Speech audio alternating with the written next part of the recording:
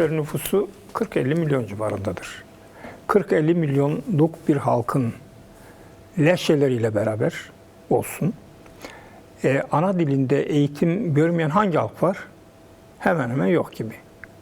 Yani o zaman yani böyle bir sömürgeci bir baskı dil yasağını eğer 100 yıl, 150 yıl, 200 yıl sürdürüyorsa, yani eğitimden alarak, yazılı eğitimden bu yana diyelim mesela, tabii bu sömürgeciliğin çok ağır bir baskısıdır ve o halkı asimilasyonla bir ulusal özelliğini tamamen silme çabasının başında geliyor. O nedenle hem bir uygarlık kaybıdır, yani sömürgecilik hakikaten bir uygarlık kaybıdır. Bir halkın dilini, yani bir halkı dilsiz hale getirmektir. İlla da egemen sömürge ulusun diline doğru asimile ederek onu ulusal özelliklerini silme çabasıdır. Sömürgeciliğin böyle bir çabasıdır. Dolayısıyla yani Dımılki için olsun, Kırmançki için olsun, Kırmancı için olsun, Sorani için olsun, diğer Gorani için olsun, bu sömürgecilerin günahı çok büyüktür ve hakikaten uygarlığı geri götüren bir saldırganlıktır. Bu nedenle çok basit bir biçimde şimdi Avrupa'da olsun, başka yerlerde olsun ana dilde eğitim hakkı artık kabul ediliyor sömürgeciler tarafından da. Bunun daha fazla sürmemesi için de bizim hem kendi dilimizi kendimizi öğreten yollar da tabii yapmamız lazım ama esasen eğitimde ana dili bir ulusal özellik olarak eğitimde ana dili kullanma hakkını mücadeleyle kesinlikle elde etmek lazım ve bunu da yasaklayan herkesi de uygarlık düşmanı olarak görmek gerekir. Bu Friedman vardı hani ABD'de. Onun bir yazısı vardı. Diyordu ki ya biz Çin'den savaşacağımıza eskiden Sovyetler düşmanımızdı, ortak düşmanımızdı diyor. İşbirliği yaptık. Şimdi de ortak bir düşman bulalım. İşbirliği yapalım. Yani burasını dile getiriyordu. Ortak düşman ne? Bu yapay zekanın kötüye kullanılmasına karşı. Bir kere böyle bir şey yani ortak düşman olmaz tabii. Bu muhalefete rağmen mesela Neokon'un bir yazısı, Neokonlardan ünlü böyle fikir oluşturanlarından Robert Kagan vardı mesela. Onun bir yazısı vardı. Bu İran'a savaş zamanı değil. Yani bu Amerika'yı zayıf düşürür diye yazılar yazdı. Böyle bir şey yazdı. Fakat bütün bunlara rağmen ABD emperyalizmin şöyle bir ihtiyacı olduğu anlaşılıyor. Yani bunları hiç dinlemiyor. Hani Netanyahu'nun peşinden gitti, şu yaptı, bu yaptı deniyor ama bu değil. Bence yeniden bir sömürgeleştirme dönemini başlatıyor. Başlatmak istiyor ABD, egemenliğini korumak için. Fakat karşısında güçler var. Bu güçler karşısında kimi zaman saldırganlığını gerçekleştiriyor, kimi zaman duraksıyor.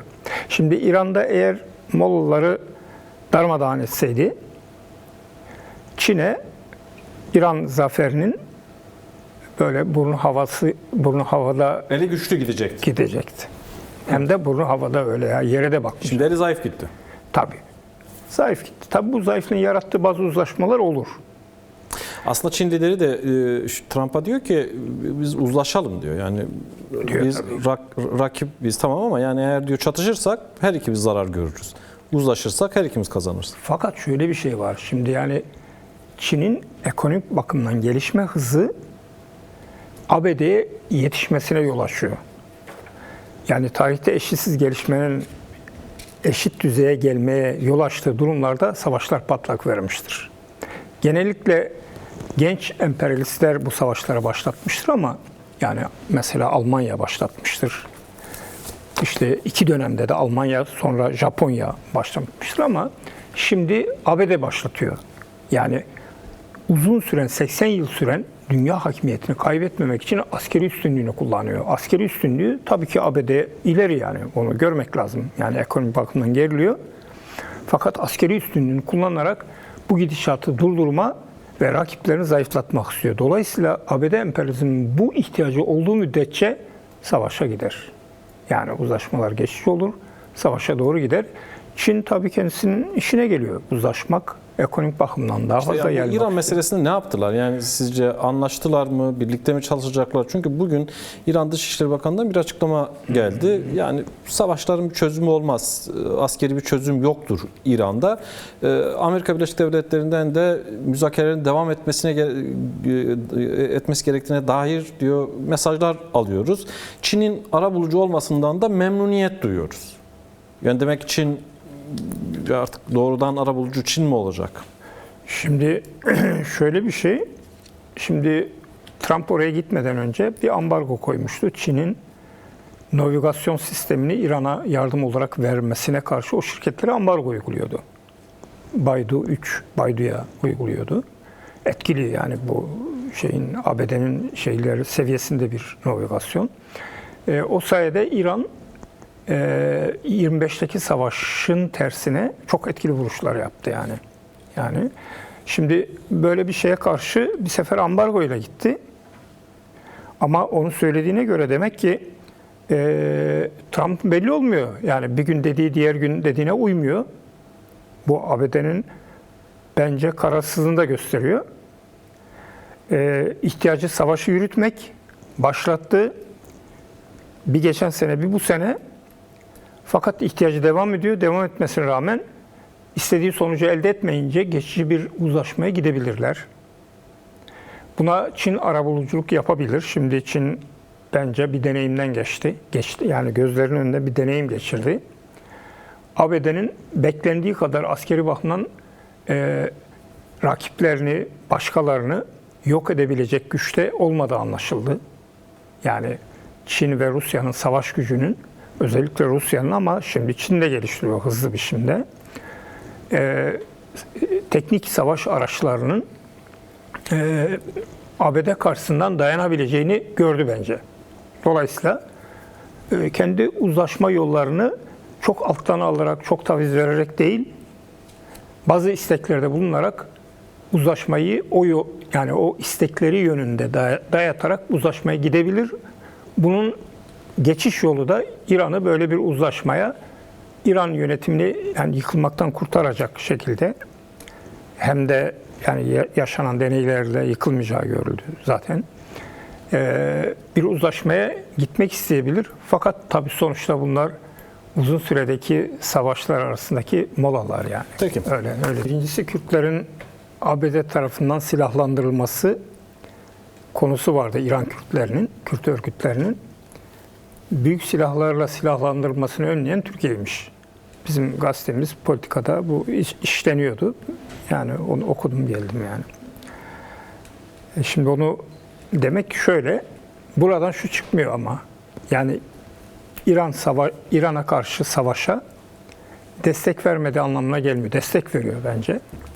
Ajitasyon başka. Müslüman halklara bir ajitasyon çekiyor yani karşıyız diye. Hem İran'ın zayıflamasını bölgede kendisiyle rekabet etmeyecek derecede savaşla zayıflatılmasına bence çok seviniyor. Bunu gözlüyor. Kürecik radar üssünü veriyor. Belki başka hava geçiş şeyini de vermiş olabilir uçaklara.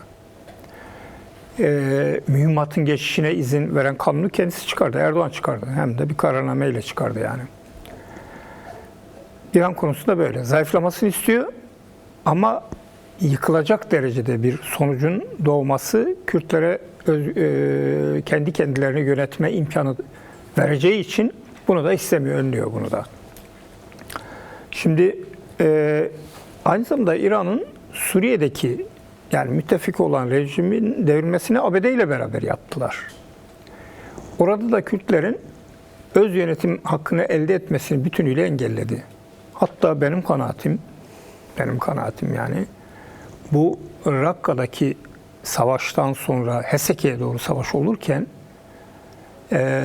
bence Türkiye'nin teşvikiyle Rojava'daki Kürtleri başvura süreceklerdi. Çok büyük bir tehcir olacaktı. Ama Türkiye sanki bunun içinde değilmiş gibi göstererek arka planda gizlice bunu örgütlüyordu. Çünkü HTŞ aynı zamanda bugünkü rejimin himayesinde. Fakat Kürtlerin ayağa kalkışı, birlik içinde ayağa kalkışı bunu engelledi. Ayrıca tabii görüşmelerin varlığı, Öcalan'la görüşmenin kendisi de bir etki yapmıştır. Fakat şey eksik olsaydı, bence Kürtlerin birliği eksik olsaydı dinlemeyebilirlerdi yani. Yani görüşmeler yetmeyebilirdi bunu engellemeye. Şimdi orada izlediği politika da o. Yani şimdi başvuru hakkında tam kesin bir şey söyleyemiyorum. Yani ne düşünüyor. Ama yani çok fazla hak elde etmesini de engellemeye çalıştığı gibi muhtemelen Irak'taki rejimin Kürtlerin haklarını daha fazla budadığı bir şekilde güçlenmesi veyahut da öyle bir politika izlemesi için yani en azından diyalog içinde bunu telkin ediyor yani Irak yönetimine. Şimdi o zaman şöyle bir şey çıkıyor ortaya. Demek ki bu savaştan hem nemalamak hem de Kürtlerin kendi kendini yönetme hakkını elde etmesini önlemek politikalarını birlikte yürütüyor. Fakat sonuç böyle olur mu? Şimdi bence yani Şükrü arkadaşın dediği bir noktada biraz itirazım var. Bugünkü bence havadan veya karadan ama hava araçlarıyla yani füze ve SİHA ve şeylerle saldırı savaşın eskiden %10'unu oluşturursa hava yani etki gücü karada kazanılırdı savaş. Fakat şimdi %80, %90 hava araçlarıyla kazanılabiliyor bence. Benim kanaatim değişti koşullar. Şimdi fakat İran'ın eline Rusya'nın verdiği hipersonik füzeleri üretme imkanı tekniği vermişti. Üretti bunu. 1914'ten beri üretiyor ve 2014'ten beri üretiyor. Aşağı yukarı 12 senedir. Şimdi aynı zamanda SİHA üretimi çok güçlü ve bunlar engelledi. Yoksa şöyleydi, bu hava şeyiyle çökertirlerdi. Yani bu kadar hava araçları daha az gelişmiş, hava silahları daha az gelişmişken Milosevic'i nasıl çökerttiler yani? Hava vuruşlarıyla çökerttiler yani. Kara gücü az girdi yani. Dolayısıyla şimdi zaman değişti. Yani hava tekniği çok etkili oluyor. Bunu belirtmek lazım. Şimdi dolayısıyla İran rejiminin çökünceye kadar, çökme noktasına geçmeyinceye kadar zayıflaması Türkiye'ye gidiyordu. Böyle bir politikayı gidiyor. Fakat şartlar buna izin vermedi. Yani İran belli bir noktada dayandı. İran rejimi Moğollara. Fakat şunu söyleyeceğim ben. Şimdi şunu vurgulamak lazım. Yani bizim bu rejimlerin hani biz büyük güçlerin tamam yani çok zafer kazanmasını istemeyiz emperyalist büyük güçlerin ama aynı zamanda İran halklarına bir şey dememiz lazım. Yani İran halklarının özgürlük hakkı vardır, idamlardan kurtulma hakkı vardır, örgütlenme hakkı vardır ve emek hareketi olarak kendilerine kendi haklarını alma hakkı vardır. Dolayısıyla Mollaların yani işte şeye karşı yenilmemesi ABD'yi zayıflatsa bile, ABD ve İsrail zayıf, yani korkulmayacak kadar güçleri olduğunu gösterse bile buna tamam yani biz de yani etsin herkesi geçsin gitsin demeyiz. Yenilsin deriz yani ama aynı zamanda İran halklarının komünistinden etnik ve ulusal yapılarına kadar, inançsal yapılara kadar yani Sünniler var, Beluşlar var, Baha'iler var, inanç olarak mesela Aleviler var. Şimdi bunların Mollaların yani vinçlerle insanları asmasına karşı, her türlü yasağa karşı, sokak ortasında öldürmesine karşı son ayaklanmada 6.000 insan öldürdü en az. En az yani İran yanlıları bunu söylüyor. En az 6.000 öldürdü çünkü kalkışma oldu diyor. Kimi kaynaklar bunun 40.000 olduğunu söylüyorlar. Yani. Daha en az yukarısı olduğunu söylüyor. Şimdi o zaman biz kesinlikle İran rejiminin zayıflaması ve halkların kendi özgürlüğünü yani ezilmeyecek şekilde başta Kürtler olmak üzere o zayıflamadan yararlanarak kendi hakları içine ayağa kalkacak koşulların doğmasını kesinlikle istiyoruz yani. Böyle bakmak lazım ve buna karşı çıkmanın kendisi çok uluslu devletlerdeki bu zalim sömürgeciliğin destekçisi olmaktır. Bunu böyle vurgulamak. Buna tahammül edilemez yani. Tek başına bir sebep değil. Bunun rolü var bence. Fakat asıl rolü asıl sebep şu. Şimdi AKP'de, MHP'de yani bazı esneklikler gösterip PKK'nın Sayın Öcalan liderliğinde yeni bir demokratik mücadele stratejisine geçişi sağlamak istiyorlar. Ama bu esnekliklerin fazla olmasını da istemiyorlar.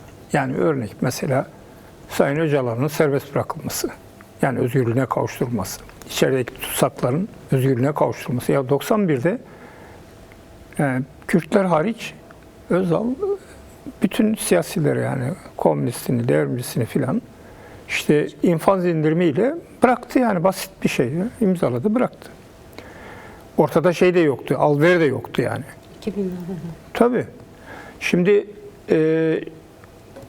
AKP torba yasalarla 15 dakikada 1000 tane yasa çıkarıyor. Erdoğan bir kalem imza atıyor, 10 tane, 100 tane yasa çıkarıyor. Yani bu sürecin gerek Öcalan'ın özgürlüğüne kavuşturulması, gerek içeridekilerin bırakılması, bütün siyasilerin bırakılması kolay bir şey, çok kolay bir şey. Fakat bunu hemen yapmıyor, oyalıyor.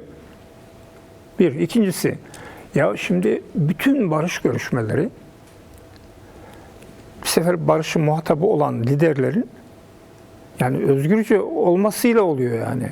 Yani bu normal bir şey yani. Hani bu bugünkü iktidara özgü. Yani Türkiye'de başka bir şey mi yani? Türkiye dünyada dünyada yani bir yer yani. Başka bir yer değil yani. Ama bunların kafasındaki fikir ya buna bile izin vermiyor. Yani bu kadar katılar yani. Ama aynı zamanda Kürt meselesinin yasallaşmasını istemiyorlar mı? ya istemiyor demek ki. İnkarın devam etmesini istiyor. Ya bence oyalayarak çok az bir yasal esneklikle bu işi sona erdirmek istiyorlar. Yani sona erdirmek derken bitirmeyi kastetmiyorum yani. Oyalayarak sürdürmek, sündürmek aynı zamanda derler ya halk dilinde sündür yani gitmiyor elleri böyle sündürüyor, bırakıyor, gitmiyor diyor yani. Süreç gitmiyor diyor ama süreç olumlu diyor. Yani süreci olumlu karşılıyoruz diyor. Karşı değiliz diyor. Ama Pekke'ye de diyorlardı ki ya yani 1 ay 2 ay ne oldu sana? Niye bırakmadın silahları? Bir an evvel yap. Hadi yap diyorlardı. Teyit tespit işte ya. Bu Şimdi olmadan olmaz diyor. teyit tespite dönüştürdüler. O bahane. Yani çünkü bütün barış görüşmelerinde öncelikle örgütlerin altına imza attıkları anlaşma metinleri ve sözleridir. Yani sözleri artı imzalarıdır. Yani o kararı vermişse zaten bir şey yapmak için o imzayı veriyor yani. Bunu her şey bilir ve zaten AKP'nin bu deneyimi de var. Yani Filipin'deki Moro Ulusal Kurtuluş Cephesi'nin Müslümanlardı biliyorsunuz. Barış görüşmelerinin arabulucularından biri bu işte Ahmet Davutoğlu'ydu. Erdoğan gönderdi. Ahmet Davutoğlu'ydu. Bu deneyleri biliyorlar yani. Şimdi kaldı ki o zaman ben röportaj yapmıştım Filipin Komünist Partisi Başkanı'yla José María Sison. Ya dedim hakikaten silahsızlanma oldu mu? Ya dedi ki Moro'ların kaldığı ada zaten halk baştan sona silahlı. Ama barış yaptı, silahlı mücadeleye son verdi. O kadar. Burada hem silahsızlanma oluyor, hem barış yapmak istiyor, demokratik bir alana geçmek istiyor. Ama bunu işte şey yaparak, yani oyalama aracına dönüştürerek yapmak istemiyor. İkincisi, şimdi tamam Bahçeli Türkiye'de devletin çıkarlarını temsil, yani kendi partisel çıkarlarından önde tutarak yani AKP'den farkı bu. Şey veriyor ama şimdi kuzey dışında da hiçbir taviz vermiyor. Ya Rojava da SG'ye dedi ki ya tek SG'deli kalmayıncaya kadar vurun dedi. Erdoğan zaten yönetiyordu. Erdoğan'ın adamları yani Kalın'ıydı, şeyiydi, Fidan'ıdır, Midan'ıdır doğrudan HTŞ'yi yönetiyordu. SEMO'yu ön cephede saldırıyordu. Şimdi bu olmaz. Yani bu olmaz. Yani Kürtler eğer Rojava'da sen SG'den tek kişi, SG'de demek Rojava Kürtleri demek yani. Yani başka Araplar da var zaten de. Yani hani öncülüğünü Kürtler yapıyordu. Sen tek SG'deli kalmasın derken o halkı kırın demektir. Yani. Bu olmaz. Bu olmaz yani. Buna karşı da bizim şey yapmamız ama benim söyleyeceğim şu. Şimdi bu yani şey yapmanın hani oyalamanın hakikaten barışçı bir sürecin, demokratik bir sürecin PKK'nın istediği bir demokratik stratejiye geçiş ve demokratikleşmenin olması artı yani bu demokratikleşme aynı zamanda tabii ki Kürt olmayan emekçilerin, partilerin, komünist partilerin, demirci partilerin, demokratik güçlerin, kitle örgütlerin, sendikaların özgürlükler elde etmesi demektir. Yani bu cendereden aralanması demokratik bir şeyin gelişmesi demektir. Yani bir ortamın, yasaların vesaire. Şimdi o zaman hem Kürtlerin haklarını hem emekçi halkın, Türklerin emekçi kesiminin haklarını verileceği çalışmalar ve mücadelelerle Türk halkından çok önemli bir kesimin bu barış sürecine kazanılması şarttır. Yani bunlar bunda diretiyorsa oyalamada diretiyor. Türkiye dışında şeyde diretiyor. Kürtlere hiçbir hak vermeyin diyor yani. İşte HTŞ'nin şeyini yapın. Rojava'da da Mollalar essin diyor.